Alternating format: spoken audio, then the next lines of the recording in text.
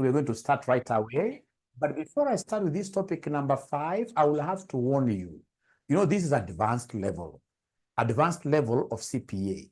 Now, whenever you look at, for example, the graduates, if you look at the graduates or graduates list that CASNEB produces, at the end of every time they finish marking, they normally do some booklet. That booklet, you will never ever see more than 2,000 students, in this case, here being allowed to do what, to graduate. All right. So you get, like, for example, last semester's paper was not very, very hard. Actually, most students were able to call me after the exam and they told me, Mwalimu, this is really what here, a doable paper. Not an easy, but it's a doable paper. But again, some of them, a smaller percentage, failed. And they're not really stupid. You can't say that these guys are lazy, that's why they failed. No. Ladies and gentlemen, at that level, of course, CASNEB does whatever they do. So at the end of the day, they have to squeeze those numbers. Out of, say, for example, 10,000 people who are sitting for the paper, then we shall only have like 2,000, because we'll never ever, in this case here, get to see over 2,000 being allowed in that graduate list. All right. So I'm not saying that CASNEB is unfair. No. But the thing is, we must really fight it out for us to be in that coveted list. We must really fight out for us to be in that coveted list. How do we do this? Remember, for the ones who are coming from the lower levels, and of course the students who have been at RCM, the secret is in this thing that I'm seeing you guys really fighting, and you'll have to forgive us. We are working day and night. We've even been able to now increase the people who are adding students into the LMS. This LMS is a game changer. It's called a learning management system. This learning management system, we normally put what here? We normally put videos. And at this advanced level, you'll see we are putting videos and even notes. Videos and notes. And we are putting videos for class, and then number 2, videos for revision. All right? So the students who are very bright, normally what they do, once they get access to the LMS, they will not be waiting for the teacher to come and do introductions. Like now today, I'll be starting by introducing what we call reorganization and reconstruction. This is supposed to be reorganization and restructuring, yes. At times, in this case, you're called reconstruction. So you see, I'm going to introduce that. Ideally, if I'd given you like a roadmap, which this semester I'll be able to give you a roadmap, I'll be able to tell you that after this topic, next topic will be this and this and this. I'm going to give you a roadmap. Once I give you that roadmap, I expect you to be my pace setters. Pace setting means what here? You getting ahead of the teacher. For those of you who do marathon or who have ever watched marathon, you understand what we call the concept of setting the pace setters. You need to be ahead. You need to be ahead by always using what here? The LMS videos. This semester, this thing is going to be very, very different. This semester, I will be coming here on Fridays, Saturdays, and Sundays. And trust you me, I will not be that type of a lecturer who will be coming to introduce everything. No. This semester, I'm going to handle this more of like a special revision class. And I'm so sure everybody will really be happy that way. So that now, Monday, Tuesday, Wednesday, I'll be telling you before we meet, at the very least, you must have watched this video and this video. At the very least, I'll be giving you how many videos to watch before our Friday, Saturday, and the Sunday classes. 2 videos. You watch them. So when I come here, it will be what here? Somebody, questions, answers, tips, and the tricks of how to pass this paper. Does that sound like a plan? Or is there somebody who would want Mwalimu like to be doing everything here? Does that sound like a plan? Yeah, Teacher David will still be there. Remember, we normally team teach. This paper. He's there. Does that sound like a good plan? Or do you want Mwalimu in this case here to be doing like all the introductions? No. That one has already been overtaken. Mzembe is saying, yeah, great, good deal, yes. Mzembe is saying yes. So, ladies and gentlemen, it will be very important when I give you those 2 videos, and I want to take this opportunity to tell you normally what good students do. Those videos, you can watch them at a speed, at a higher speed. All right. So in this case, you can say, I'm watching this at 1.0. This is a normal speed. Or you can watch these videos at 1.25. Or you watch them at 1.5. Most students who have seen this LMS before, which speed do you normally use? Which speed do you normally use? No, 2 gigas is too high. 2 is too high. 1.5 to me is perfect. 1.5 to me is perfect. 1.5 to me is perfect, yes. Or 1.25, if you're not able to follow these concepts, if you feel that even 1.5 is very high, especially for a new concept, then you shall never use 1. It is the lazy students only who use 1. You know, when I do 1.25, I'm recovering a quarter of the time. When I do 1.5, I'm recovering a whole 50% of the time, like 0.5. All right. So this extra is, I'm able to watch much faster. And then remember videos you can do. Now you see, if a teacher is speaking at 1.5, a class of say 2 hours will take you like 1.5. You're going to save those 30 minutes. That is a game changer. So this LMS, I would want us in this case here to really make use of this LMS. And this time around, we are going to have a chief whip. We are going to have a chief whip. Who is this chief whip? The chief whip in this case here, we have some lady who volunteered. The chief whip will be able to ensure that she guides the other students, in this case, the videos that they're going to be watching. The one who will be in charge of this cohort, her name is Regina. Is Regina with us here today?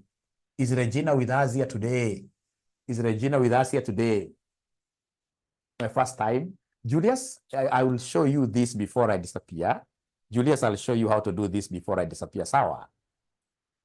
Deputy Chief Ninja. Now we have the Deputy Chief Ninja, the Deputy Teacher. Is Regina with us here today? I think we'll have even to appoint two deputies here. She's not around. What do you mean, Regina? She's not around. We shall overcome. We shall overcome. We shall overcome. We shall be able to look for a chief whip here, a chief ninja, deputy chief ninja, yes. We shall be able to get somebody who will be able to set the pace now for everybody else. Somebody will be able to go to the LMS, watch a video, which of course the teacher has told you to watch, and then she will come and report on WhatsApp. I've watched this video. I was not able to understand this, or I understood from this video, I understood this and this, and you will be surprised that thing would really flow very, very smoothly. Last but not least, ladies and gentlemen, I've also observed something. During this, when we come near to the exam, I would want you at the very least to request for a 1-week leave. At the very least, I've observed this. Remember, at the very least, we have what we call the low-hanging fruits. If you remember, we have the low-hanging fruits classes, like like the AFR. I don't have to understand everything in advanced financial reporting. There are those things I know. If I touch this, I add the 2, for example, I get blah, blah, blah, blah.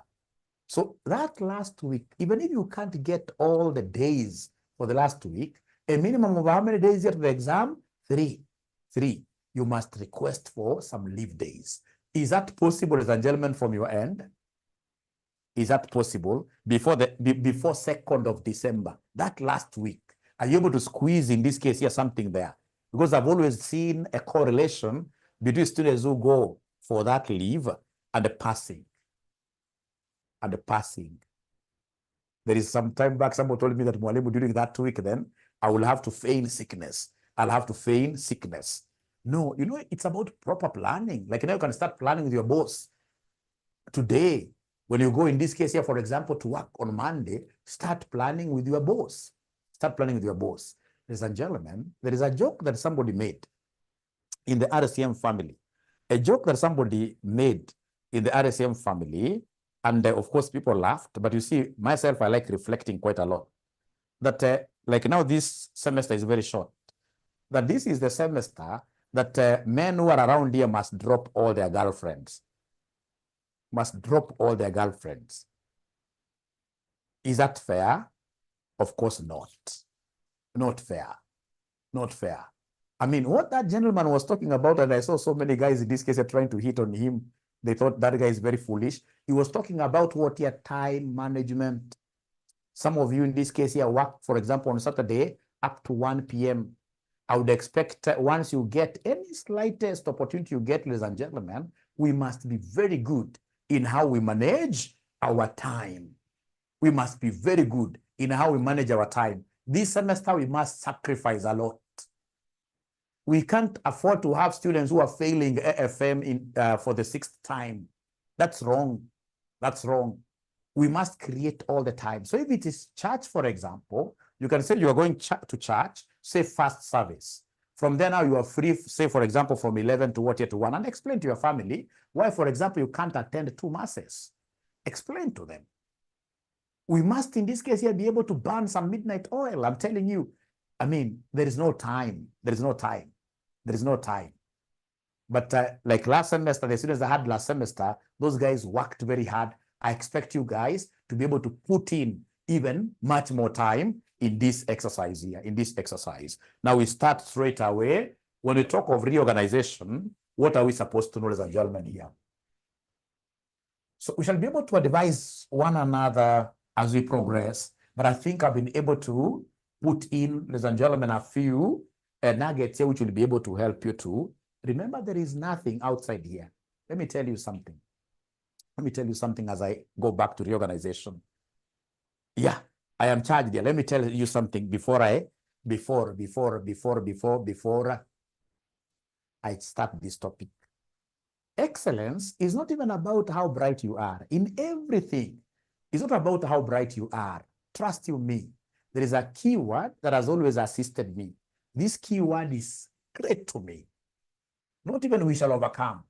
But everything, if you want to excel, it is about perseverance. Perseverance. What is the spelling? Perseverance. Perseverance. You guys will be able to know the spelling. I think now the age is catching up. But if you want, if there is any kind of sacrifices that are really needed here, all right? Like myself, where I work for a multinational company. There are deadlines in this case here that somebody will give you something here and they think that you will not be able to make. All right. I'm able in this case here to go straight even to 1 a.m. So we must be able to persevere. We must be able to persevere in everything and you'll be surprised. Like Mwalimu here, to tell you the truth, for RCM to reach where it has reached, I really, for those of you who know me, because they're people that I normally work with very, very closely because I mentor them, I persevere a lot. I persevere a lot. Perseverance is about taking even some little pain. There are guys who really love themselves so much, so that whenever they put, in this case here, an alarm, they put an alarm. The alarm in this case here goes up at 4 a.m. Now, when it goes up at 4 a.m., they hear, ta-dan, ta-dan. There are those two voices. There is a positive voice and there is a negative voice. So the positive voice will tell this guy, you know what? Your exam is on 2nd of December. Please wake up. Study. Study. And then there is a negative voice, which in this case here will come and tell this ninja that, you know what? 2nd of December is still very far away. You don't even have to wake up. At first, it starts by cheating you that I just snooze for 30 minutes. I mean, this negative voice is so loud. It's so strong. It's a heavy metal. For you to be able to put out your blankets and then, of course, you get out, you defy that negative voice. It's very few students here. I mean, in everything that we do, we'll always have these voices here. This will be like 10%. This will be like 90%. In wrestling, this will be like a yokozuna. You can't be able to, very few. Once that thought comes that, I mean, let me even pray a little bit. Automatically, that blanket becomes so heavy on you, you sleep. You sleep. And if that happens, then you will be here again crying that I failed FM for the umpteenth time. We must be able to say no to these boys here. If any thought about praying comes, and remember, most of us are not even very prayerful. If a thought of praying comes when I'm inside a blanket, normally what I do, I will always kick off that blanket and then I go to pray outside when I'm seated or doing something different. There are very few people in this world who can manage to fight this. Very few people. And if you are able to manage to fight this, then automatically you are destined to succeed. Automatically, yes. Liz, I hope you're not among those ones who are normally overwhelmed with this negative voice. Liz, I can even see your name. You are not among those guys who are normally overwhelmed. I pray for you. I pray for you, we shall overcome. We shall overcome. So this negative voice will not be able to do what here, ladies and gentlemen, to overwhelm any of us. Now, when we talk of reorganization or restructuring, ladies and gentlemen, I would want you to make a note right away that we normally do what here, somebody? Restructure financially. In most cases, we normally restructure financially distressed organizations. Financially distressed organizations. We normally restructure organizations that are what here financially struggling. Like I gave you a very good example of Kenya Airways. Kenya Airways, we know for so long, Kenya Airways has really been struggling for long. This is the only year when we realize that Kenya Airways is posting a profit. Kenya Airways struggled to the extent that even their shares stopped selling at the stock exchange. I mean, the price went as low to a level that even, the Nairobi Stock Exchange had to say, it's like now Kenya Airways will start even bribing people to buy their shares. Nobody wanted their shares. There is nobody who would want a company to buy a company's shares for a company that is making losses year in, year out. So in this particular case, ladies and gentlemen, even for KQ now to start making profits, they had to do what we call a restructuring process. And for them, what kind of restructuring do they do? They used to have huge debts, very huge debts. For example, like 80. And the equity, what was the government putting in, for example, was like, say, 20. Remember, equity is the capital that is given by the owners of the business. So when KQ realized that, hey, this debt is unsustainable. So what they did, they called the debt holders, those bond holders, the major one, not everybody, the major one. There were three. That time it used to be called Barclays Bank, Equity Bank, Standard Chartered Bank. So they called those three people, the bond holders. They told these bond holders, we are not able to pay you your principal and interest. So of course, at first you tell those guys here, even if you want to kill us today, because we can't afford to pay you. We can't afford to pay you this principal and the interest of yours. Then let's discuss on the very best way forward, because if we die, if you squeeze at us and we die, then you're going to lose your entire bond amount. We would rather talk of restructuring in a way that you may not get much today, but you see, even with the little that we shall be able to be giving you, in the long term, you'll be able to recover the entire bond amount and, of course, even get to profits now. So they did a restructuring, and the restructuring here that they did is what we call a debt equity swap. A debt equity what here? A debt equity swap. So meaning that a good percentage of this amount became what here? Became equity. So assuming in this case, these three companies, debt was 60 million. So those guys were given shares. So they were given shares. So if they were given shares, of course, they brought the 60. Let's talk of 65, for example. So they brought the 65 here, became equity, and that 65, of course, was not from here. Meaning that this minus this gives me what here? So the debt amount went what here? The debt amount went down. So once the debt amount goes down, what does that mean? Automatically, the interest rate goes down. Remember, equity holders, you don't have to pay them dividend.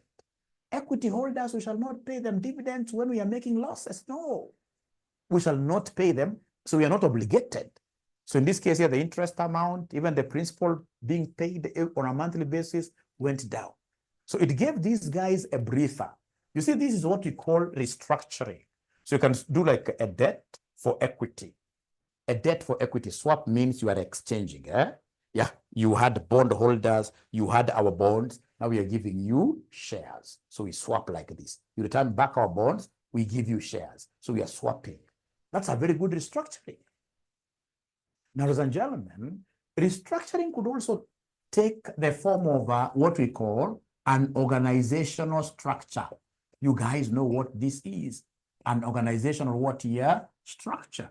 Organizational structure. Where, for example, we have the CEO.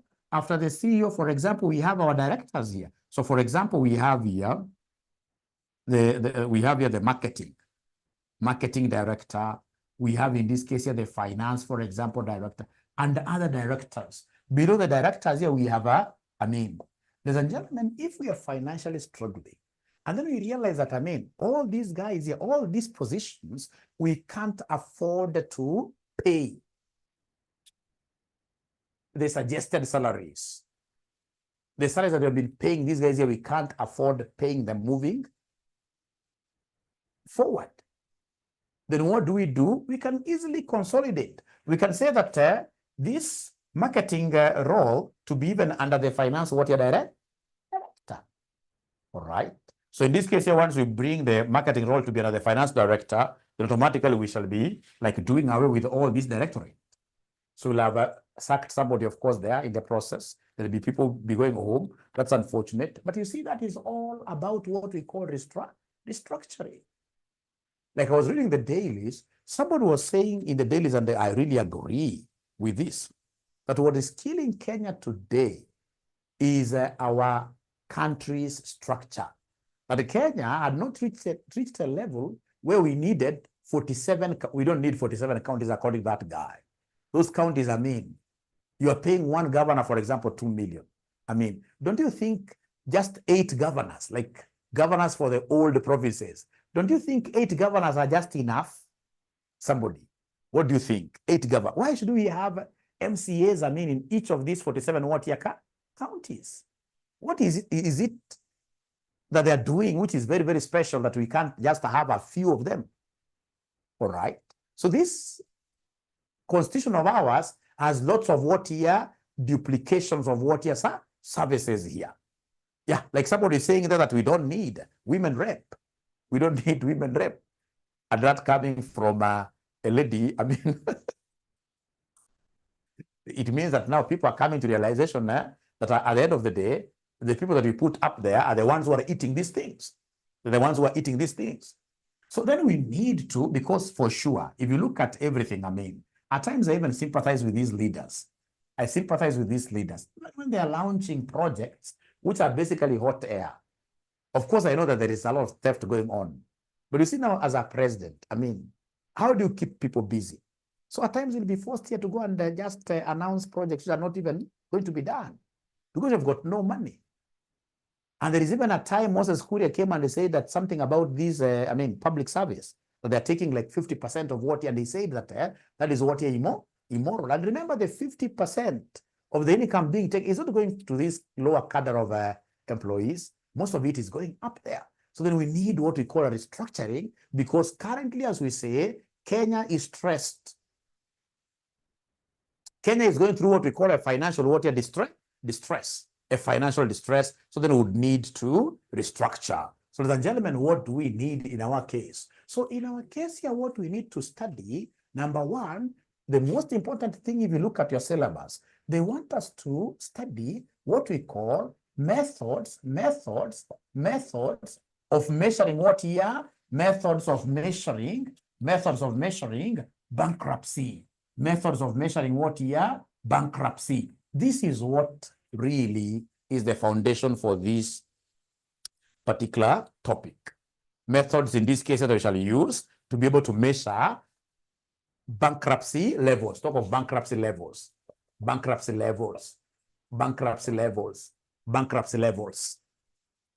And the very first method that I would want us to look at today, after we ignore whatever we have done in the other classes. So the first one that I would want us to look at is what we call the Altman's Z-score model. The Altman's Z-score model.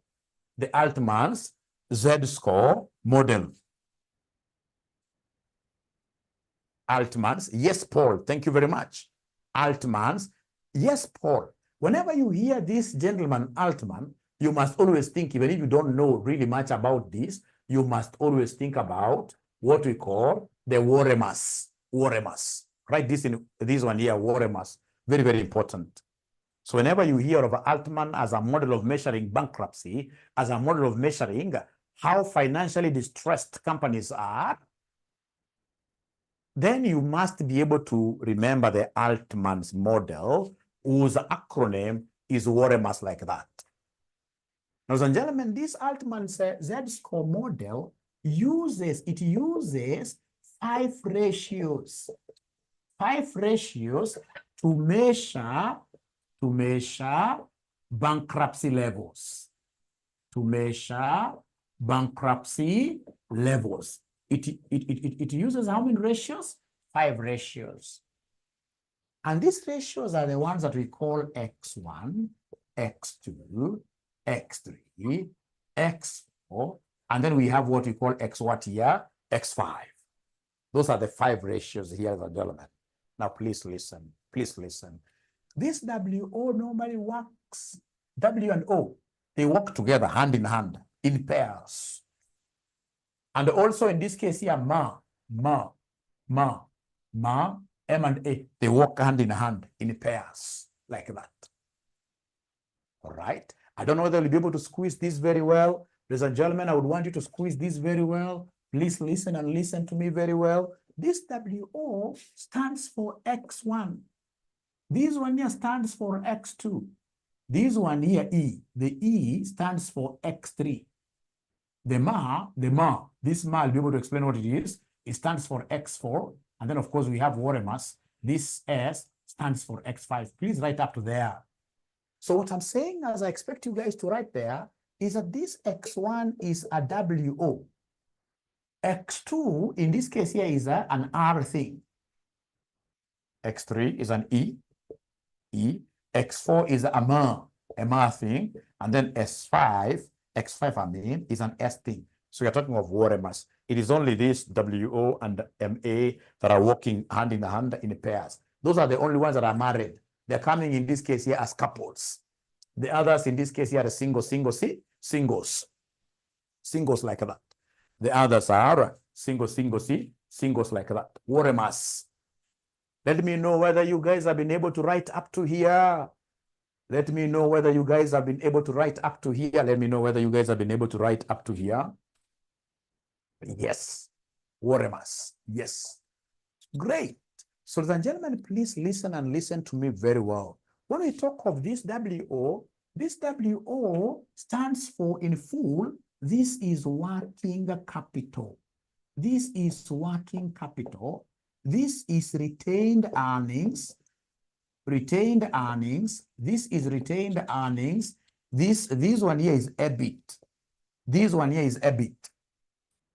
EBIT. This one here stands for market value. Market value of ordinary shares. Market value of ordinary shares. And this one here stands for sales. This one here stands for sales like that.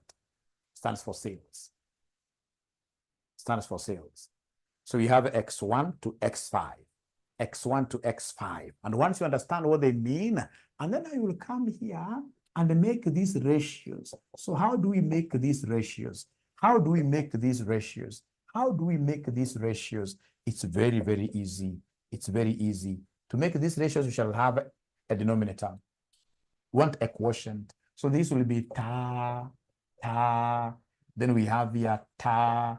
Here we have what we call TL. Here we have ta like that. Ta like that. So it uses, in this case here, how many ratios? 5 ratios to measure bankruptcy. And the 5 ratios are like this.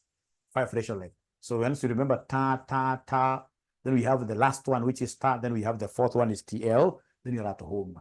This ta stands for total assets. Stands for total assets. And the TL stands for total liabilities.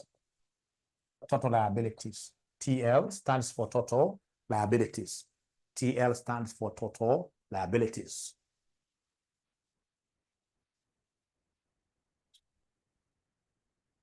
All right. So there is something I would want to bring to your attention, ladies and gentlemen. For us to be able to understand this, I have to use a different question. For us to be able to understand this, I would want us to look at this question that was tested. This question that was tested on November 2020, question number 1. November 2020, question number 1. November 2020, question number 1. November 2020, question number 1. Are you able, ladies and gentlemen, in this case here to see the question? November 2020, question number 1. We are looking at this question called November 2020, question number 1. Tell me whether we are there. November 2020, question number 1. November 2020, question number 1. Let me know where once we are there. November 2020. Somebody should be able to share the past papers with the others. It's very easy. You can even upload it here on a poll. You can even upload it here on a poll. It's very easy. It's very easy. It's very easy. It's very easy. It's very easy. It's very easy. I hope you know how to share past papers. November 2020, question number 1. Once you get the past paper, are you able to give me a signal like, Mwalimu, I have this question? It is this question whose part A reads, discuss 4 reasons for restructuring and reorganizing an organization. November 2020, question number 1. So of course, I know this is a free of charge class. I would want to take this opportunity to welcome all of you. Join this class of ninjas. Join this class of ninjas and we shall overcome. We call ourselves CPA ninjas. We are tough ninjas. We are tough ninjas. So if you would want to join us, we are charging 4,800. So this is our number. You need to call this number 0793 555 000 0793 555 000. And then, of course, we have the other simpler one, although it's really jamming right now because of the traffic. 0719 525,000. 0719 525,000. So I'm just buying time as you guys confirm to me that you have gotten this past paper. As you guys confirm to me that you have gotten this past paper. As you guys confirm. November 2020, question number 1, yes. November 2020, question number 1. Thank you very much.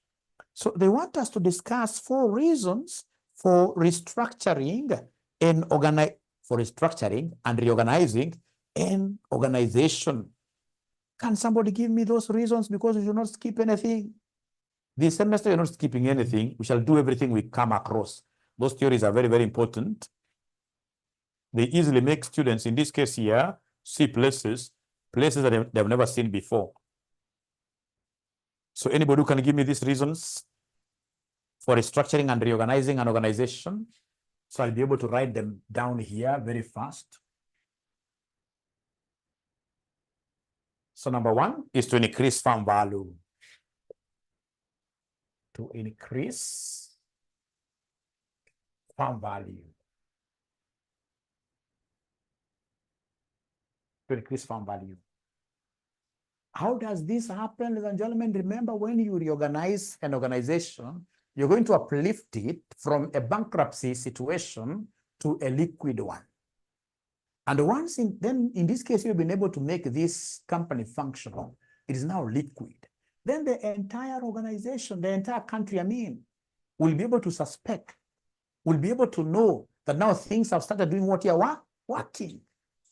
Like right now, I can assure you, given that now Kenya Airways has been able to get out of the hole, now they're making profits, you will start seeing the shares of Kenya Airways selling at the stock exchange very soon. Very soon, you will start seeing shares of Kenya Airways selling at the stock exchange. And when these shares now start selling, of course, the price will keep on increasing. When the price increases, what happens? We shall be able to increase the value of the firm. Because how do we get value of a firm? Firm value. We normally take number of ordinary shares times market price per what year? Market price per share. Anytime they want us to get Farm value. Farm value. We normally take number of shares, like Safaricom has got 40 billion shares. 40 billion shares. All right. And then we multiply this with the current market price per share. NOS stands for number of shares. Number of ordinary shares. Number of ordinary shares. Times market price per what year? Times market price per share. So please listen. When I reorganize an organization, automatically, we call this one here the signaling effect. Signaling. We call this one here the signaling. The signaling. We call this one here the signaling effect. That we shall be able to signal to the market now that we shall be able to tell the market now things are good. And the market will be able to behave. The market will want our shares. And once the demand goes up, then the market price per share goes up. Then that means that the farm value will be able to do what here? Somebody will be able to increase. That is really, really very, very important. Ladies and gentlemen, the other one is to have a competitive advantage. To have a competitive, to have in this case here what we call a competitive advantage. To have a competitive advantage.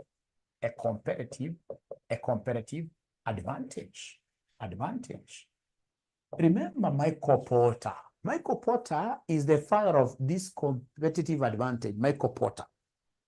And if you remember very well, Michael Porter said that we need as an organization to ensure that we are a cost leader. We need to ensure that we are what here? We are a cost leader. And one of the ways of ensuring that you shall become a cost leader is through what we call what here? Reorganization. So if you want a competitive advantage, then reorganize. So that you'll be able to get the loopholes. Where are we losing money? Seal those loopholes. Like, for example, President Ruto reorganized his cabinet. And by the way, are we happy with the reorganization? Are we very happy with the reorganization? The only thing we thought he would also do was to trim down. Oh, they're saying, no, this must be Gen Z's now. This must be hot air. Okay. This must be Gen Z's now. All right. But trust you me, if, for example, he was able to, after all, Ward has it outside idea that he's normally the one who makes most of the decisions, then he should have taken a leaner cabinet. You know, once you have a minister in office, look at how these guys travel with all the bodyguards. I mean, they have air travels, and of course, their vehicles following them down here. I mean, to have a minister moving around is not a cheap thing. So if I were him, I would have chosen to become a cost leader. And once you are a cost leader, for example, in East Africa, once you are a cost leader, for example, in East Africa, then Kenya gets a competitive what here? A competitive advantage. Kenya gets a competitive advantage. Kenya gets a competitive, reduced cost. They're giving me points there. Yeah, you can pay in installments, yes. George, you can pay in 2 installments, yes. You can pay in 2 installments here. Number 3, to reduce debts to manageable levels. To reduce debts to manageable levels. To reduce debts to manageable levels. Number 3, reduce debts. This is really key. Reduce debts to manageable levels. Ladies and gentlemen, you know, there are people who do not have a very, very thick skin. There are people, whenever their creditors call them, all right? You even get people, for example, somebody has a Tara loan, he has a Fuliza. Once these guys just start even calling, you'll get somebody even switching off their phones permanently. That's very wrong. We just need to talk to these people and do what we call a debt restructuring.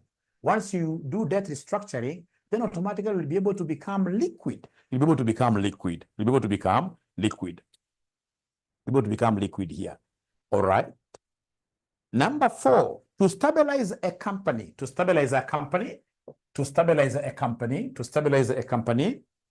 To stabilize a company. So number 4, to stabilize. To stabilize a company so that the owners can inject can inject more capital, can inject more capital. For example, through a rights issue, through what we call a rights what year, through what we call a rights issue, through what we call a rights what year, a rights issue, a rights issue. So whatever you say, like for example, you could say there number 5, to increase profitability. To increase profitability. That's a very, very valid point, to increase profitability. Yeah, to have a competitive advantage, yes. Ah, great. Great. Thank you so much. I hope now you have all those points. And of course, to avoid winding up. That was another reason for doing restructuring. That's a reason for doing restructuring. To avoid what year? To avoid winding up, to avoid winding up. We have gotten a very, very good assignment. You know, I run an audit firm by the name of Aura and Co. I think I also do so many things. I do so many things. So we run an audit firm by the name of Aura and Co. So this time around, we have gotten a very, very serious assignment. All right. Where we are, actually, there are 2 of them. The one we have gotten a company that would want to be listed. They have a roadmap to be listed. So the very first firm that they would want, the very first thing they would want us to do as a company here is to ensure that they know their current value. Yeah, their current value. So valuation, that's really, really very, very important. So, and of course, you shall be doing this firm valuation. There are so many methods. You could use, like now what I've just shown you there, number of shares times market price per share. But now remember that this is currently a private company, which doesn't have what we call market price per share. It doesn't have. It doesn't have. All right. And then now we have this other situation where we take the cash flows from the future, we discount it. Then the present value becomes the value of that organization. All right. And then now we have gotten also a situation where we have a company which is really, really struggling. And this hitherto was a very, very serious company which has basically been brought down on its knees by directors. If there are enemies to any business, ladies and gentlemen, are directors. Directors. Look at, you guys are accountants. I'm so sure you guys are working. If you look at, for example, we have various stakeholders for any company. We have suppliers, we have customers, we have employees. You as an accountant, which is that stakeholder that disturbs you most? It is the directors. So you get like those days when I used to be a junior accountant, a director is sitting somewhere there in Mombasa and is calling you very fast to organize 20,000 because we'd want to have one for the road. So these directors are able to mess up with so many things. But now, fortunately, these guys who are based in Nakuru, they've realized, we are the problems. So they've come in this case here to Aura and Co, which is a composite licensed audit firm, tax and advisory services firm. All right. So they've now come to us. So number 1, I gave them my own example and told them, even myself, I used to find myself in those kind of problems here. And what I did, because I realized I was the biggest problem at RCM, I got a job outside. Up to date, you can't convince me. Like, of course, you guys know that we are very many at RCM. We are getting very serious cash flows. But there is no way I will ever resign there to come and teach like 100%. Because if I come here with all my big visions, I'm so sure will not be, cash flow is king. Cash flow has to be protected. So then if you don't work hard a lot, then automatically you are going to have this company winding up. So we also do restructuring. Last point, we do restructuring to avoid winding up of a company. Permanent closure of a company. Permanent closure, yeah, they divert the money. This is very good. They divert the money from the business and go and do crazy things there. And then now we look at number 2 here. Number 2. So number 2 of this question is quite an interesting one. They're telling us there, Professor Edward Altman's model for prediction of bankruptcy is given as follows. So remember the question you are doing. Sorry, I grabbed this one. The question that you are doing, is November 2020, question 1. Question 1. So we are doing November 2020, question number what year? Question number 1. This is the question you're doing. So Professor Edward Altman's model for prediction of bankruptcy is given as follows. They've given a z-score there. So we have here 1.2x1 plus 1.4x2 plus 3.3x3 plus 0.6x4 plus 0.999x5. x1, x2, x3, x4, and x5 are the financial ratios, which according to Professor Altman have the discriminating power. Have the discriminating power, where x1 is net working capital over total assets, x2 is retained earnings over total assets, x3 is operating profit, EBIT, over total assets, x3 is market value of equity, shares, over book value of debt, including preference shares, x5 is sales over total assets. Now, could you kindly do me a favor, just a small favor? Look at the balance sheet given down there, and they give me the total assets from the balance sheet given there. Are you able to see the total assets? From the balance sheet, there is a balance sheet given there. Are you able to see the total assets? I can see Alpha Limited statement of financial position. I can see total assets. How much do we have there? Thank you so much. Total assets here are 400,000. So for me to be able to get X1, I can see X1, I need working capital. I need working capital. Can somebody in this case here remind me the formula of getting working capital? Can somebody remind me the formula of getting working capital? Is there somebody is able to remember working capital? Normally we look at, CAR minus CL. So anytime they want us to give them working capital, we shall take CAR minus CL. So remember, CAR stands for current assets. CAR stands for current assets. I hope you guys are noting somewhere there. But CAR stands for current assets. And then CL stands for what we call current what year? Current liabilities. Yeah, Brian has a different paper. Is there somebody who can assist Brian?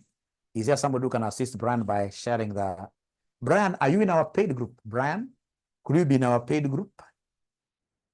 If you're in our paid group, I'm so sure somebody will be able to share the question there very fast. So can somebody share this paper in our AFM paid group before we continue?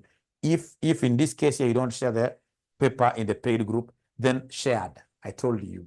So now I hope you are comfortable. I hope you are comfortable. I hope everybody now has exactly what we are doing. I hope everybody now has exactly what we are doing. What we are doing. Thank you so much. Thank you so much.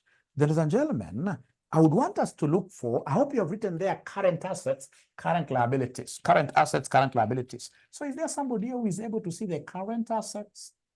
Current assets, please go to your assets register and pick current assets. Go to your assets register and pick current assets. How much are they? Current assets. I can see Agnes and Lillian. They're giving me 100,000.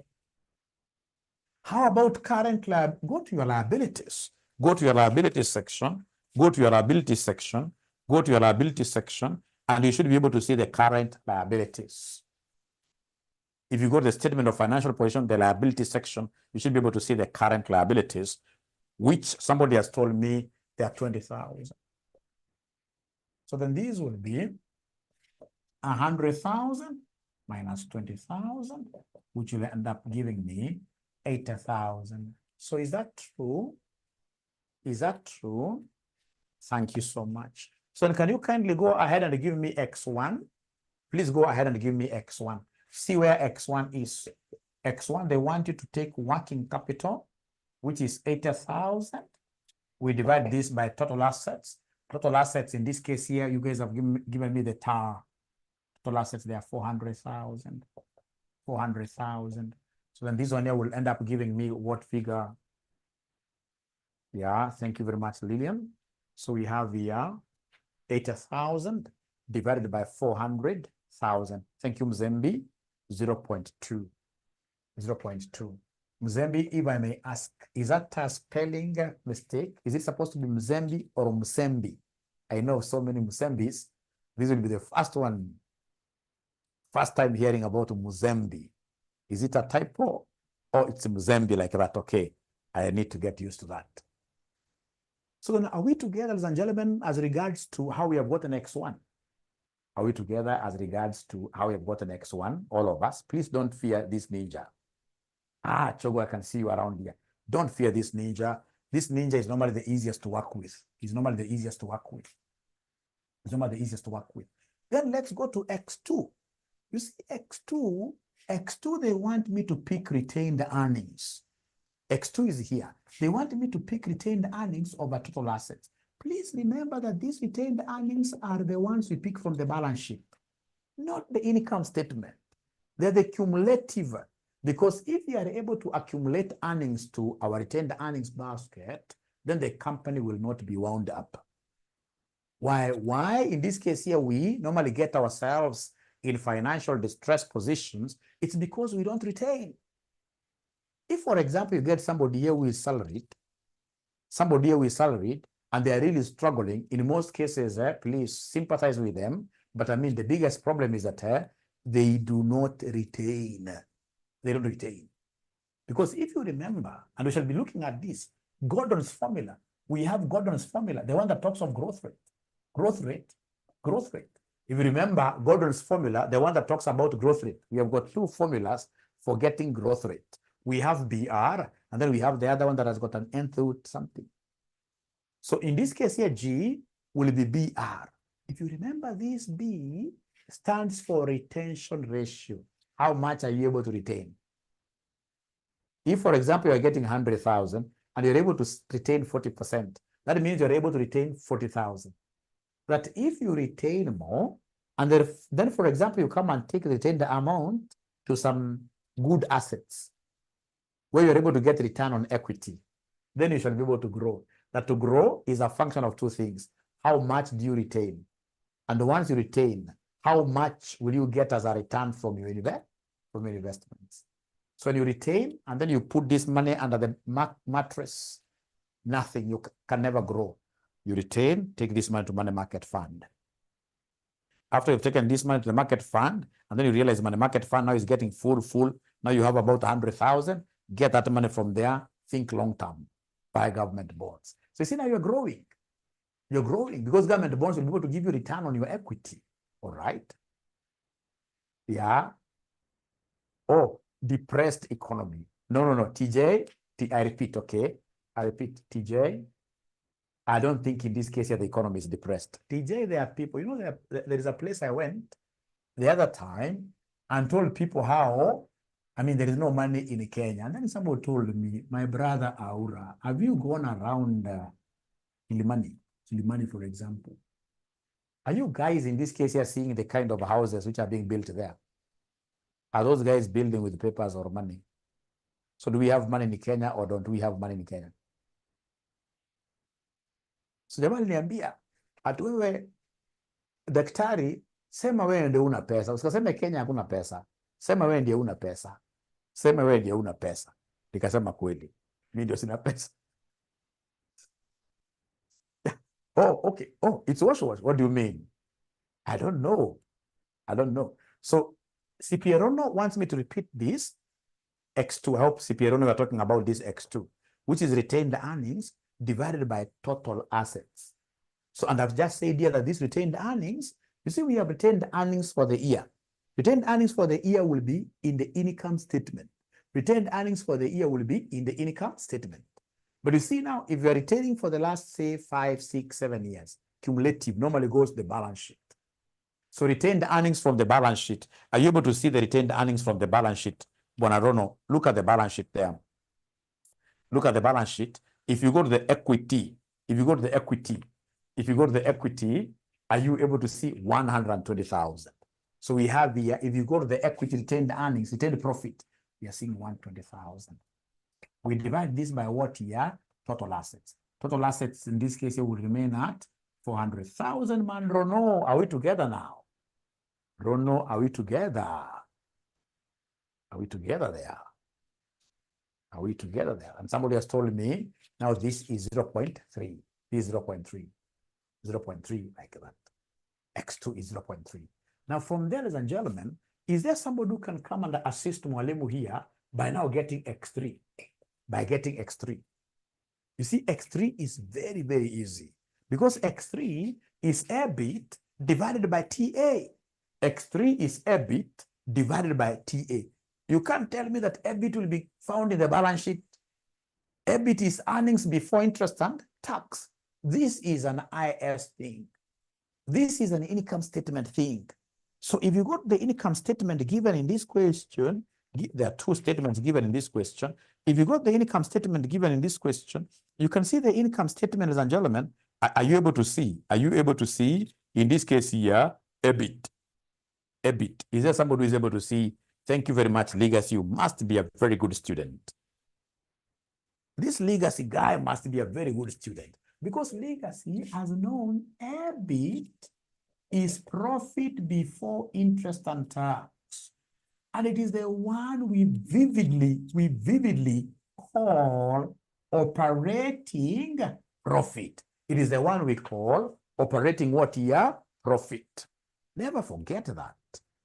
EBIT is the same as PBIT. It is the same as profit before interest and tax. And it is the one we are calling operating profit. So are you able to see that operating profit somewhere there in the income statement? Yeah, it is 40,000, isn't it? It's 40,000. Thank you very much, Dorothy. It's 40,000. It's 40,000. It's 40,000 like that. And therefore, then X3 will be this EBIT. We divide it by what here? By total assets. We divide this by total assets, which are 400,000. So we divide this by total assets, which are 400,000. So 40,000 divided by 400,000, that will end up giving me what figure? See, for Sylvia, it is 0.1. That is very good. 0.1 like that. That is X3. That's X3. That's X3. Now, I would want us to go to where the rubber meets the road. X4 calculations. So these X4 calculations, first of all, I would want somebody to give me the market value of ordinary shares.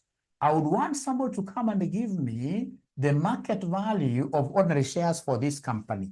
This is so important. If I were you, I would write this and put a yellow highlighter. I would write this and put a yellow highlighter. I would write this and put a yellow highlighter. How much are the ordinary shares worth in the market? I've already given you the firm valuation formula. I told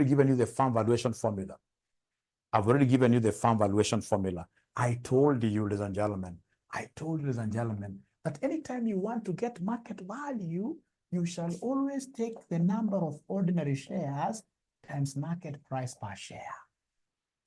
Anytime you want to get market value of ordinary shares, you shall always take the number of ordinary shares times market price per share.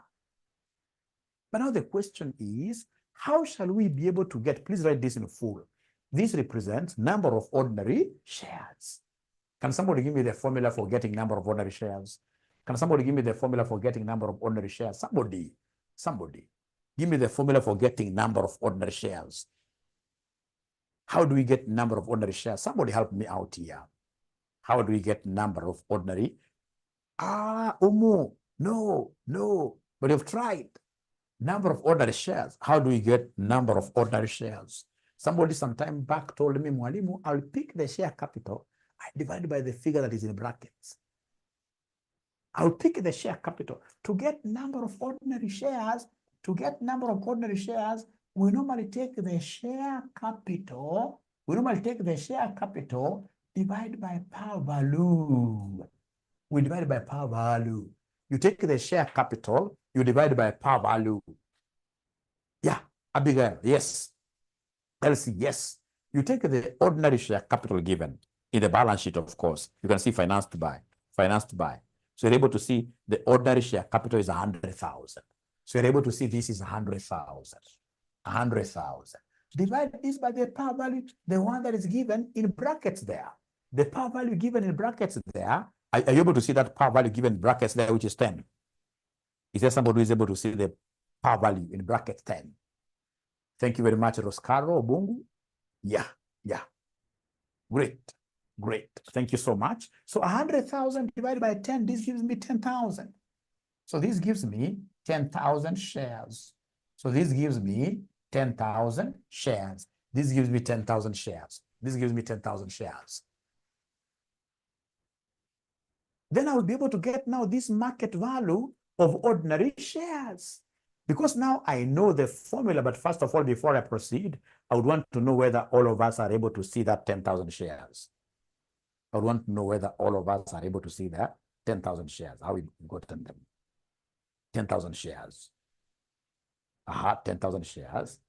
Thank you so much. 10,000 shares, you've seen how we're getting this. So then come here and pick the 10,000 shares. Number of ordinary shares here, they are 10,000. Number of ordinary shares here, they are 10,000. Times, have they given me? They'll always give you. In this, they will always give you. Somewhere there, they will tell you, look at the last sentence before required. Look at the last sentence before required. The firm's ordinary shares are currently trading at 15. The firm's ordinary shares are currently trading at 15. So 10,000 times 15. So this will end up giving us 150,000. So this is the market value of ordinary shares. Market value of ordinary shares. So I need two things. For me to be able to calculate X4, I need market value of ordinary shares. And then number two, I need, in this case here, the total liability. The total liability of the firm, which I would want to hear from you. What is the total liability here? Which I would want to hear from you. What is the total liability? Because I need two things. To be able to get, ladies and gentlemen, X4. To be able to get X4. To be able to get X4, we need two things. We need market value of the firm, which is NOS times MPS. That we need. And then number two, we need total liability. Number two, we need total liability. So I can see somebody is giving us 140,000. Now, there is one thing that I would want us to appreciate from the word go. There is one thing I would want us to appreciate from the word go. Ladies and gentlemen, I would always want you to do this. See, there are two ways of doing this. When we talk of total liability, there are two ways of doing this. We'll come and take current liabilities plus non-current liabilities plus any preference share capital given. Plus any preference share capital given. Because preference share capital, you know, these guys, basically, they're going to get what we call a fixed return. Whether you're making loans or other losses or profits. These guys, if their preference share capital is 10%, they'll always get 10% of what they gave us. And remember, preference share capital, unlike equity, preference share capital, at the end of the day, their money must be refunded. And that is why if you look at, even if it's AFR, preference share capital nowadays, they are normally classified as what here? As a liability. Preference share capital, if I were you, I would have written this somewhere there in my mother tongue. But preference share capital is classified as a liability. Preference share capital is normally classified as what here? As a liability. Preference share capital is normally classified as what here? As a liability. Have we been able to pick that statement? You see here, we are very, very lucky. Here we are very, very lucky. If you look at where they have given us the formulas, where they gave us the formula, they told us X3. These guys changed things here. They told us here X3. They told us X3 is market value of equity, is market value, that's X4, actually it's X4, is market value of equity shares divided by book value of debt, including preference what here? Shares. So shares are basically being lumped together with what here? Debt. So what have we said about preference share capital? I want to make myself clear. Anytime they talk about total liability, we shall always be taking current liability plus non-current liabilities plus what we call preference what here? Share capital. Can you kindly put this, like you highlight this? Can you kindly highlight this? Can you kindly highlight this? Can you kindly highlight this? After you highlight that, I would want to make something very, very clear. Allow me to make something very, very clear. Allow me to make something very clear. And for all this time, CASNEB will always give you two answers for this. CASNEB will give you two answers for this. Is there somebody who is able to see the current liability here? Is there somebody who is able to see the current liability here? Please go to your balance sheet. Are you able to see the current liability? Is there somebody who is able to see the current liability? Wait, they're not now talking to me. Now they're not talking to me at all. 20,000, isn't it? So current liability there, we have 20,000. We have 20,000. We have 20,000. How about non-current liabilities? How about non-current liabilities from your balance sheet? Non-current liabilities from your balance sheet. What are you able to see there as non-current liabilities from your balance sheet? Yeah, I can see 10% debenture capital. Debenture is a loan. Long-term loan. Long-term loan. And that long-term loan, 10% debenture capital, I can see a figure of what year? I can see a figure of 80,000. I can see a figure of 80,000. I can see a figure of 80,000. How about preference share capital? Is there somebody who is able to see a figure of 40,000 for preference share capital? Is there somebody who is able to see 40,000? So then are you able to give me the answer here? Are you able to give me the answer here? What are we able to get as our total liability? Total liability. What are we able to get as our total liability? So this will be 20 plus 80, this is 100. So that will be 100 what year? 140,000. So this will be very, very correct. However, I want to draw your attention to something very important, and then we shall be able to make a decision. We shall be able to make a decision. Look at the X4 formula given to us. The X4 formula given to us, ladies and gentlemen, X4 formula given to us in the question, they have told us it's market value of equity shares over book value of debt. Book value of debt. So the question is, when you go to your debt book, where you are capturing, in this case, your debt holders, your debt holders. Your debt holders are bond holders. Current liabilities can never be there. Current liabilities can never be there in the book of our debt holders. In the book of our debt holders, current liabilities will never be there. I want to make myself very, very clear here. Whenever you're given a formula, and then you see the examiner talking about what here? Book value of debt. Whenever you see the examiner talking about book value of debt, then our formula changes slightly. Our formula changes slightly. That our X4 will be equal to market value of ordinary shares, market value of ordinary shares. We divide this by market value of ordinary shares. We divide this by TLL. TLL. We divide this by TLL. Where TLL stands for what? This is the total long-term liabilities.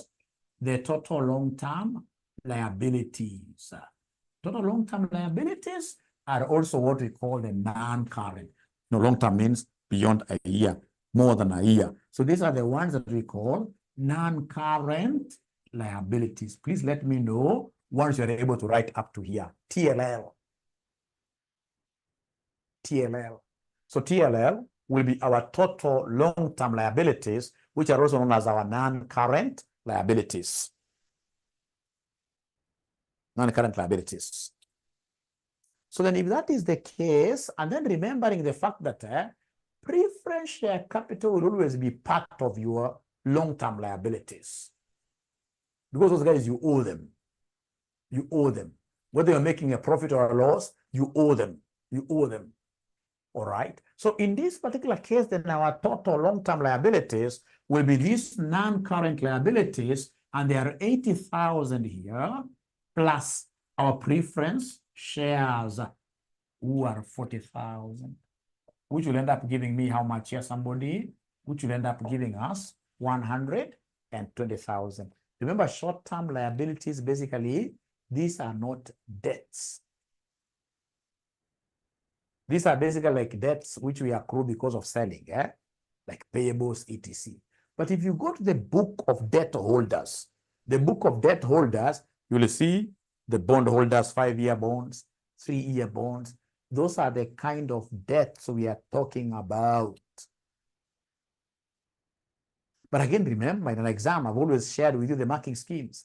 In an exam, the examiner will allow the two. But you see, strictly speaking, ladies and gentlemen, whenever the examiner talks of book value of debt, we shall always be looking at the TLL, the total long-term liabilities. So I would want us to take a stand here, because I know I've been in this game for so long. Which one do you want us to adopt like forever? Would you want us to be using this TLL, or do you want us to use just this total liability? Let's take a stand as a class. Let's take a stand as a class, because the two answers will be correct. I mean, they will not be the same, but they will always be allowed. The stand that I would want us to take, ladies and gentlemen, we shall only be looking at the total long-term liabilities. Now we are making a stand here. We shall be looking at the total long-term liabilities. We are making a stand. We shall be looking at the total long-term liabilities, those liabilities which are in our books. So if that is the case, can you then kindly go ahead and give me X4? X4. Are you able to remind Mwalimu what the market value of shares were? I can remember that very, very well. They were 150,000. And then we shall come and divide this by the total long-term liabilities, which are 120,000. So 150,000 divided by 120,000. So then this one will give us what figure? This one will give us 1.25, like that. This will give us 1.25, like that. That's our X4. So please, I repeat, from today moving forward, let's be using total long-term liabilities. I want, even when I'm marking scripts, I should be able to know that these are scripts for my student. I'm lost. How you got the 150K? I'll be able to repeat. How you got the 150K? I'll be able to repeat. The 150K is the market value. The 150K is the market value for ordinary shares. I will repeat. And I will use even a different method. Market value. I like students who ask questions of ordinary shares. So this market value of ordinary shares, Chogo, if you look at this equity, the ordinary shares given there, I can see the par value is 10. And at a par value of 10, what is the share capital? The share capital is 100,000. The share capital is 100,000. But you see, now we are no longer selling the shares at 10. Now we are selling these shares at how much? What is the market price per share? We are selling these shares at how much? We are selling these shares at how much? At 15. We are selling these shares at 15. So then that will correspond to what share capital? And therefore, the market value of ordinary shares, the market value of ordinary shares will be 15 times 100,000. 15 times 100,000 divided by 10. 15 times 100. I really like this method. It's good even that Chogo you asked. Myself, I'll always work with this method. I'll never use that method of gnosis. Myself, I'll always work with this formula. Got it? Great. So are you able to see that at the end of the day, we'll get this 150,000? Are you able to see that at the end of the day, we'll get 150,000? 150,000? Yeah. 150,000? Yes. 150,000? Yes. All right. So then we have here 150,000. I like this method, cross multiplication. Par value equals the current share capital. How about my market price per share? How much share capital will be worth? And then how do we get our TLL, our total long-term liabilities? How do we get our TLL? Total long-term liabilities. Remember, it is total long-term liabilities. Total long-term liabilities, including preference. So remember, this will be non-current liabilities plus preference share capital. So the non-current liabilities, I can see the bonds. I'm able to see the bonds there, the bonds, the debentures. I'm able to see debentures of 80,000, and preference share capital of 40,000. So this gave me 120,000. And this is what I did exactly here. So I took the market value of shares of 150,000. I divided this by 120,000, which gave me 1.25. Yeah, we shall overcome. Thank you very much. That's a very serious terminology. Very serious terminology. Very serious terminology. And the perseverance. We must persevere. We must persevere in anything that you're doing. We must persevere. We must persevere. So they come and they give us X5. I love X5 so much because I know that this will be sales divided by total assets. So are you able to see the sales, CPA? I don't know. Are you able to see the sales? Are you able to see the sales? Are you able to see the sales? Sales is the same as revenue. It's also the same as turnover. So this is 400,000 divided by the total assets that you guys had given me long time ago. You guys, long time ago, you gave me the total assets. Long time ago, you gave me the total assets. They were also 400,000. They were also 400,000. So then this will end up giving me what figure? This will end up giving me exactly 1. There is one figure that I robbed of mine here, which is very unfortunate, but you guys are my children. You should be able to assist your father here. Is there somebody who can remind me what X3 was?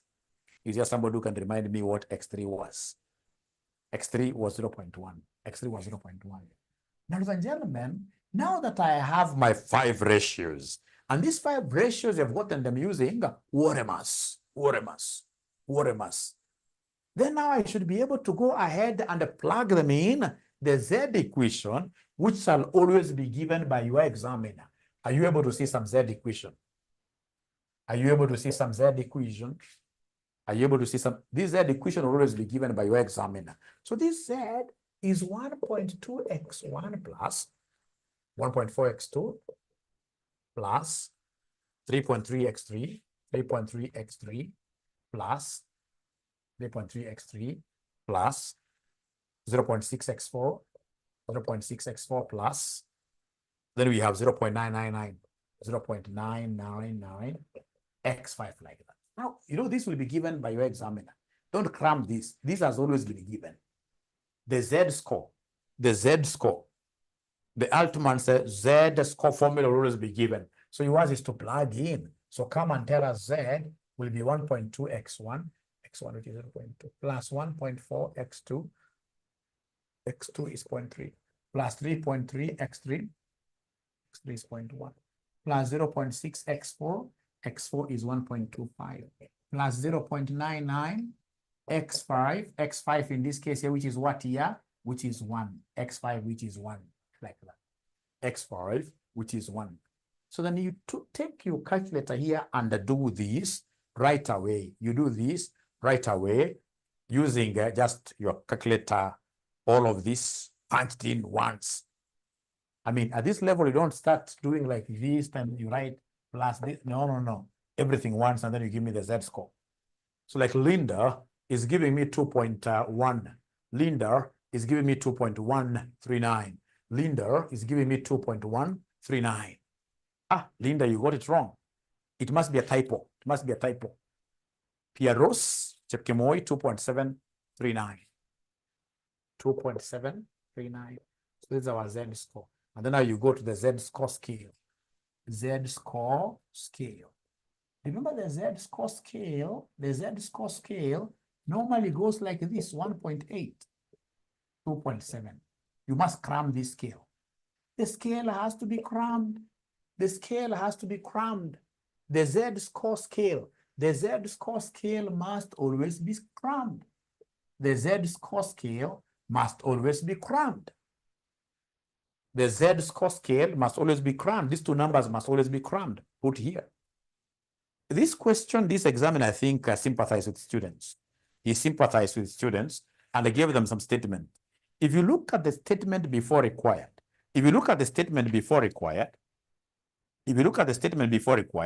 he told us in this model, a Z score of 2.7 or more indicates no signs of failure.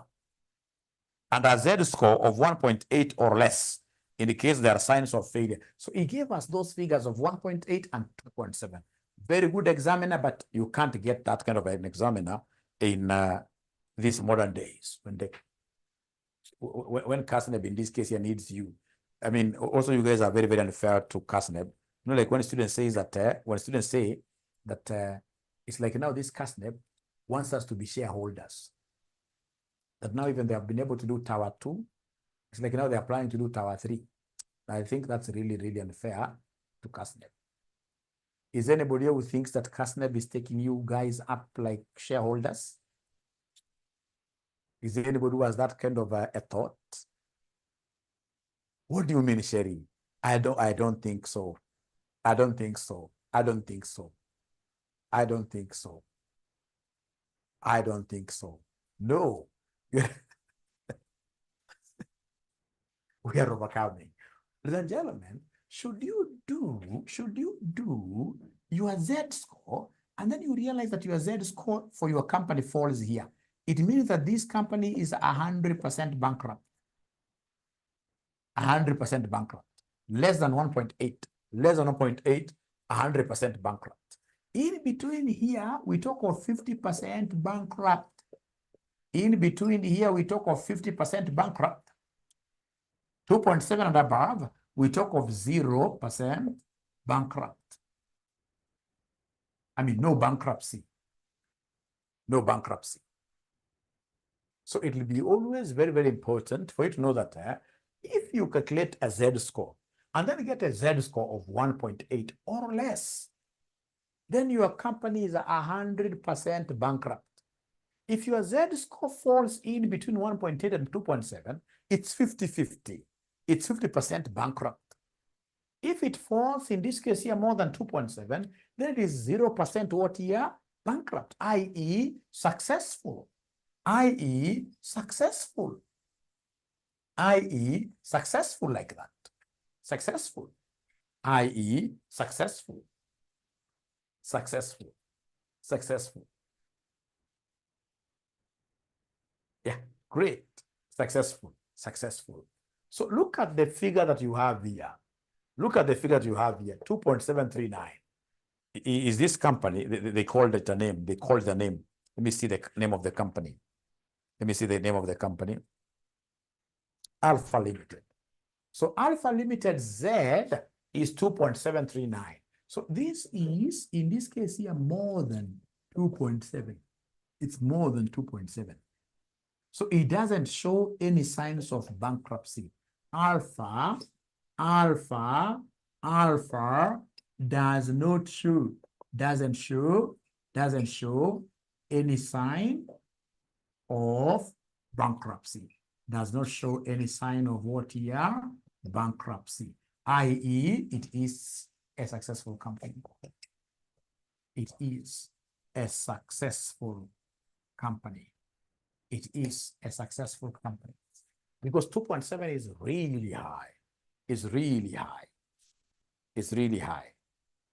Where did 3.3 come from? Good question from Esther Irungu. Where did 3.3 come from?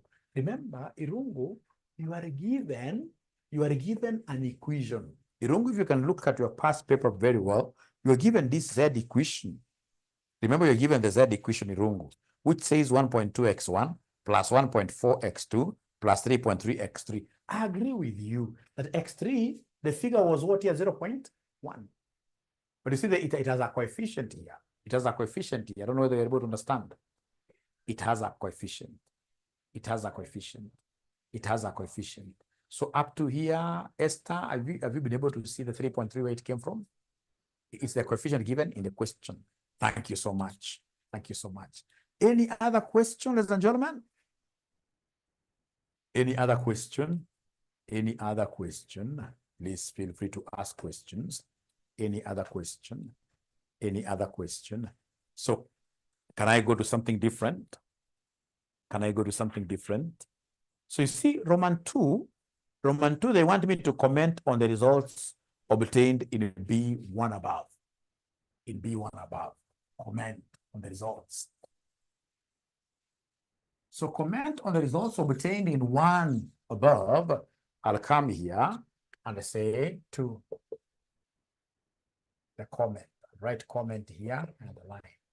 So the result is the Z, which is 2.739. I will draw that number line, 1.8, 2.7, right? So in this case here, no bankruptcy, 0% bankrupt, 0% bankrupt. So that will come and write here, this is more than 2.7, is more than 2.7, meaning that alpha is 0% bankrupt. Meaning that alpha is 0% what here? Bankrupt. It doesn't show any signs of bankruptcy. It is what here? A successful organization. It is a successful organization. It is a successful organization. It is a successful organization. What is the time, Paul? Paul, what is the time there? What is the time there, Paul?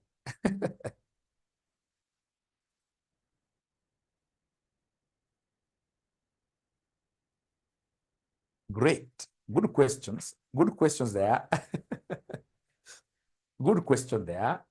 Yeah, Collins, I'll be able to respond to yours first. You see, Collins, for example, if we calculated Z and got, say, for example, Z of 0.8, if we got Z of 0.8 here, what comment would have you given? Where is 0.8? 0.8 is less than 1.8. 0.8 is less than 1.8. So automatically that would mean that this is 100% what your bankrupt.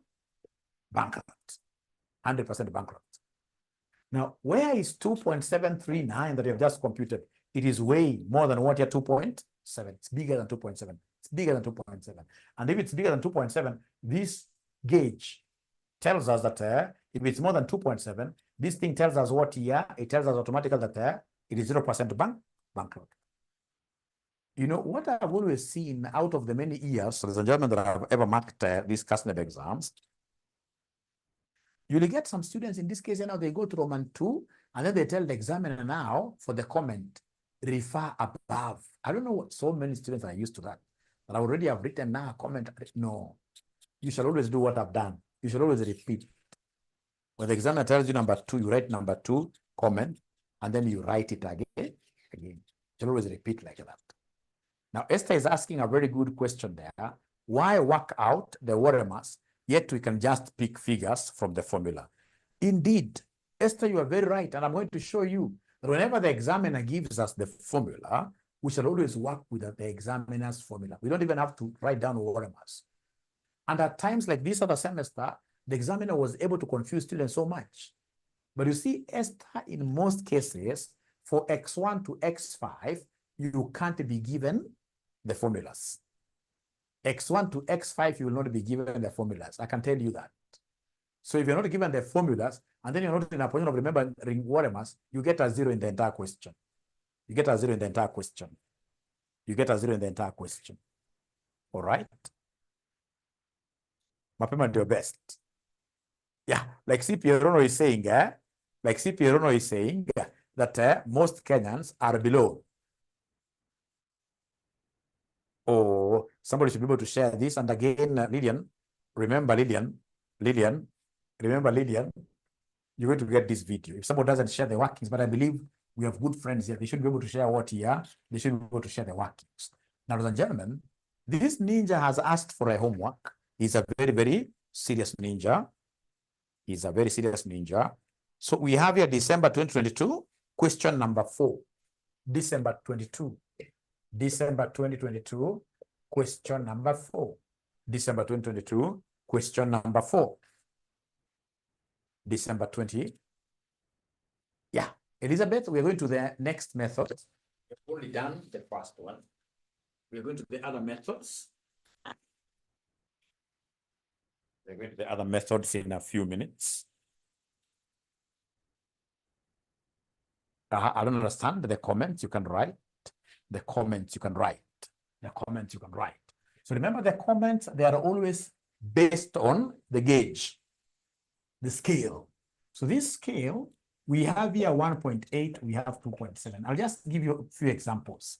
So remember, in this gauge here, if you get a Z score which is less than 1.8, it means 100% what here? Bankrupt. 100% bankrupt. If you get in this case here between this and this, it means that your company is 50% bankrupt. Anything which is more than means that it is 0% bankrupt. Let's look at various. So this gauge, you must cram it and you must write it like that. So let's look at, for example, if RCMZ is 1.5, if RCMZ is 1.5, yeah, somebody wants us to do April 2024. If RCMZ is 1.5, where will we be? Where will we be if RCMZ is 1.5? Our region, where will be, where is our region here? So we have A, B, C. If our Z, if RCMZ is 1.5, where are we?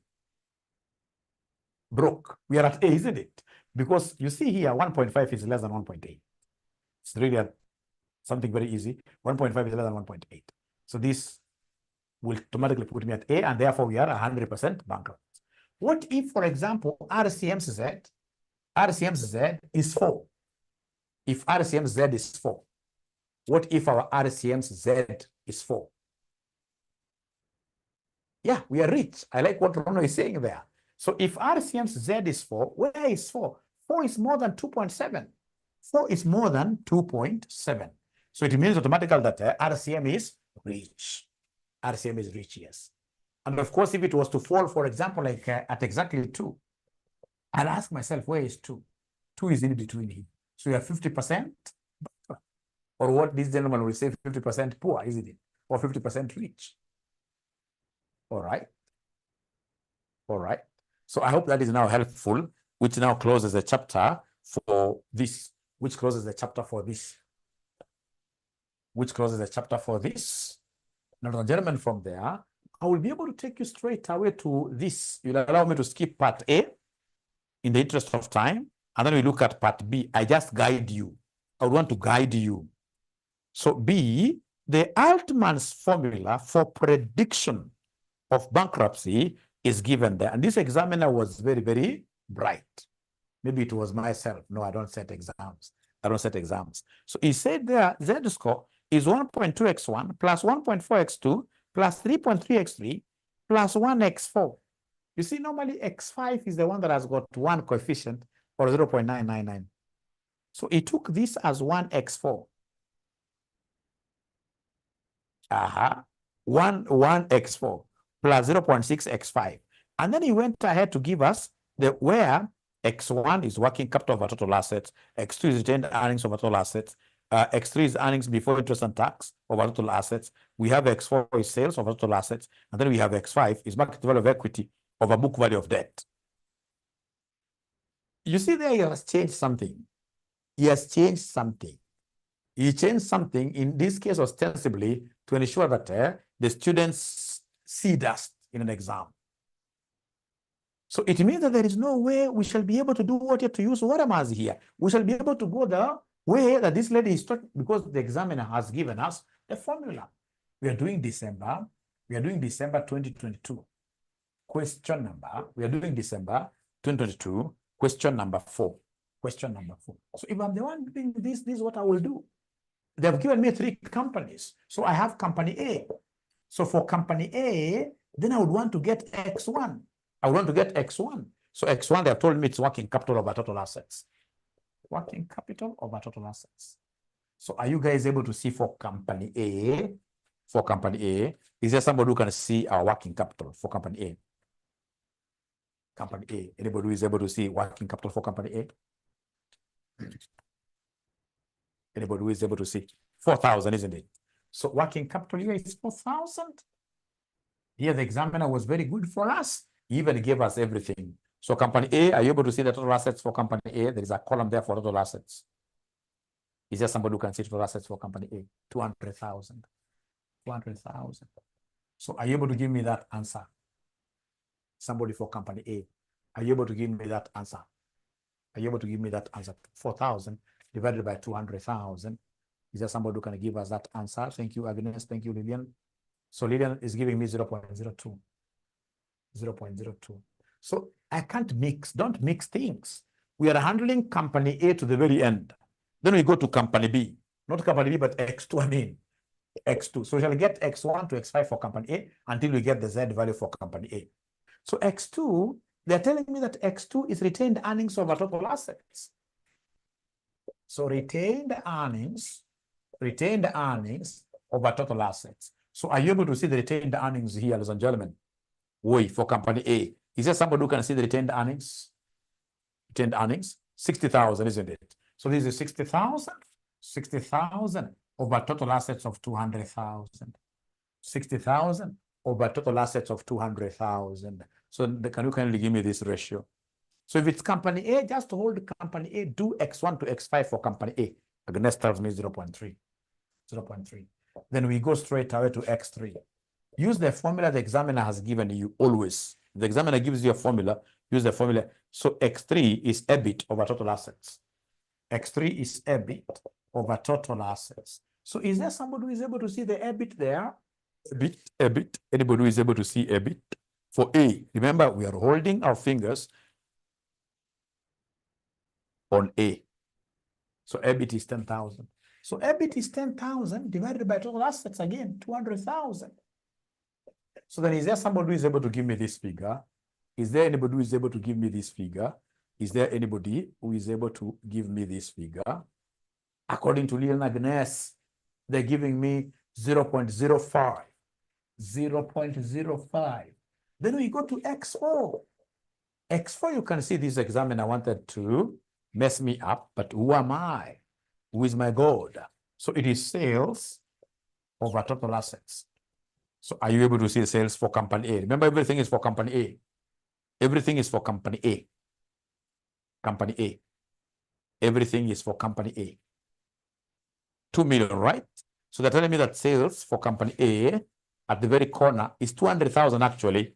It is 200,000 actually. 200,000 actually. You divide this by the total assets, which are 200,000 as well. So is there somebody who is able to see one there? One. And then we go to X5 now. They've given me a formula there. They're telling me X5, X5, X5, X5. It's market value of equity. Fortunately, we have these things. Everything we have it. We have everything. Are you able to see market value of equity or market value of shares? Yeah, 20,000. So we have here 20,000, 20,000 divided by 20,000 divided by, in this case, of course, there are no two liabilities there. So remember, it's market value of equity over book value of debt. And I can see they have given me the book value of debt will be the liabilities there, which are 120,000. So then, ladies and gentlemen, this here will end up giving me what figure? This will end up giving me what figure if you're following? This will end up giving me what figure if you're following? 0.17. 0.17. So then if that is the case, please go ahead and give me the Z-score. Are you able to see in this case here the Z-score? The Z-score formula, it has been given to me there. Z-score is 1.2x1 plus 1.2x1 plus 1.4x2 plus 1.4x2 plus 3.3x3, 3.3x3 plus 1x4 plus 0.6x5. Then come here, so it will be 1.2x1. X1 will be 0.02 plus 1.4 times x2. X2 will be 0.3 plus 3.3x3. X3 is 0.05 plus 1 times x4. X4 is 1 plus 0.6 x5. And x5 is 0.17. Can somebody in this case here, perseverance? Because I'm so sure right now there must be somebody who is seeing these figures and they can't even understand because now they've switched off their minds. They've switched off their minds. I always call this perseverance. Keep on pushing, keep on pushing, keep on pushing. So according to Lillian, she's getting 1.711. Can I get some confirmations, extra confirmations? Yeah, Shayla has also confirmed 1.71. Shayla has also confirmed 1.71. 1.71. So are you able to remember? Thank you very much, Agnes. Then are you able to remember our gauge? Have you been able to see our gauge? Have you been able to see our gauge? Have you been able to see our gauge? Here the gauge wasn't provided. Remember, this is 100% bankrupt. 100% bankrupt. This is 50% bankrupt. 0% bankrupt. So where is 1.7? Where is 1.71? Yeah, 1.71. I'm told 1.71 is less than 1.8. It is in this A region. It is in the A region. So this is 100% bankrupt. Company A is 100% bankrupt. Company A is 100% bankrupt. So then you guys, will you be able to do for me Company B, Company C, and then you do the April 2024 question? You guys, will you be able to do? You guys, will you be able to do Company B, Company C? And then you do the April 2024 question. Then if you do that, we have finished the Altman's Z-score. We have finished the Altman's Z-score. So when I come in my class, I'll actually not teach you this. I would expect you guys to watch the video and then you make your own notes. When I come in this case here to my next class, I would want to review, see whether you guys have been able to watch a video on Spring-Gate model. After Altman's, the second one is called Spring-Gate model. Spring-Gate model. So Spring-Gate model, I'm going to share that video with you right now. Immediately I finish this, I'm sharing the video with you. Everybody, when we meet, then everybody should have watched the video on Spring-Gate. And of course, you must have done, in this case here, the question that is there from the past papers. So that when I come, instead of doing the Spring-Gate, I'll be able to do now, like a review, I'll be able to do the question April 2024. And then from there, I'll be able to jump to the other models like Beavers. We have Beavers. We have Agenti, which is qualitative like that. All right. Then from there, we shall be able to go to what we call unbundling an organization. To bundle is to put together, to unbundle is to split. So we split this company up, like if it's RCM, ACCA, Afm-Cpa, ATD, different companies, and I want to raise money, then how do we exercise the concept of sell-off, cover-outs, etc. Otherwise, ladies and gentlemen, it has been a nice evening. I believe we shall be able to work very hard. We shall be able to speak one language to the very end. And then, of course, we shall be able to do what you have to overcome. Otherwise, thank you very much. Much love to you guys from this Chief Ninja. We shall overcome, yes. Great. What a session. Great. Thank you very much. No going backwards. No. Thank you so much. We shall overcome. We shall overcome. We shall overcome. And I say bye. And of course, the new students who have been able to attend, welcome you officially to RCM, the School of CPA Ninjas here. Great. So please, karibuni sana. Oh, I show you the speed. Yes, I promised. I promised to show you guys the speed. Yes. Yeah, the LMS. Yeah, I promised to show you the speed. Let me see. Let me see. So then I'll look for a video. Yeah, just how do I work with this speed? Great. It's always good to try to answer all students' questions, YouTube. And then again, ladies and gentlemen, remember now we're going to start remember those extra classes, eh? Remember we have some extra classes.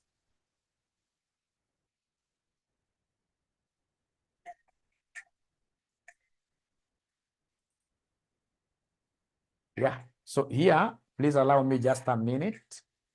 I'll show you something very important.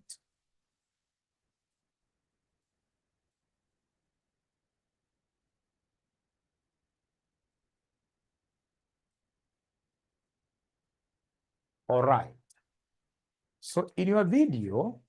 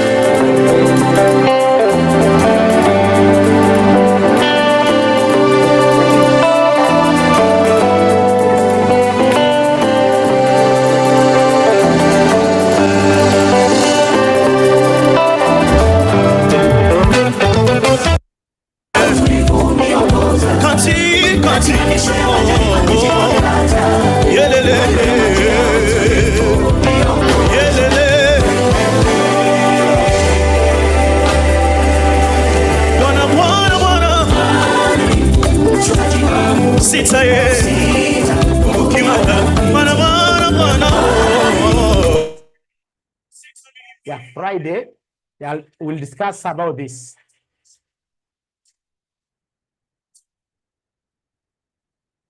Yeah, I can see somebody complaining that they registered last week. I'll be able to sort that out. Don't worry. Let me just get your group. I'll be able to sort that out. Don't worry. You've just started. You've just started. Thank you.